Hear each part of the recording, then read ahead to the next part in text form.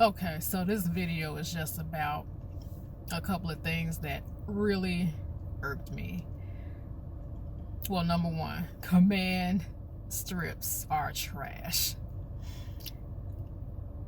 Like about 3 o'clock this morning, I had a couple of coats hanging up on one of those command hooks, and the doggone thing just came crashing down. It seems like they only last for about a year, and then they just fall down. And in the commercials, they're always like, oh, just take it down when you're ready for it to come down. No, they come down when they're ready to come down. So now I gotta drill some hooks into the wall and hang my coats on that. So I repeat, command strips are trash.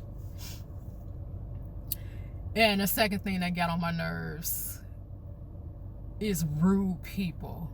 So yesterday I was in a Dollar Tree store in line, and I noticed this older white guy came up, and I'm thinking that he was gonna, just pass by, or maybe he wanted to go down the aisle that I was standing in. So I asked him, are you coming down this way? But he didn't respond. I don't know if he didn't hear me or what. And so he asked me, was the guy behind me actually behind me? And I said, I don't know. I hadn't been paying attention. And so the guy who was behind me was an older black guy, and he said, yes, I'm behind her. And so the white guy's like, oh, but when I came by this way, nobody was here. And I was like, oh Lord, this don't sound good. Like, so just because you came by earlier, nobody else is supposed to walk up in line. It's just supposed to be empty. It's just supposed to be an empty space waiting for you until you get ready to get in line. Like, that's not reality. And so I tried to see, I thought he had one item. So I was going to let him go in front of me, because I'm thinking, if it could avoid some craziness, maybe I'll just let him go in front of me. But then I saw he had a few more things than I did. So I thought, never mind. Because I did ask him, do you just have one thing? And then he was like, what? Like, he didn't understand what I was asking. So I just said, never mind, forget it. And so, I moved up in line, and next thing I know, the white guy is cutting in front of the black guy, and the black guy spoke up for himself. He's like, you cutting in front of me, get from in front of me. And all the white guy did was just say, oh, well, I'm trying to get out of here. And, I was just so, like, dumbstruck. I was wishing it was some way that I could help the black guy. But the other guy, the white guy, was just blocking his way. He would not move. And I felt so bad for the black guy.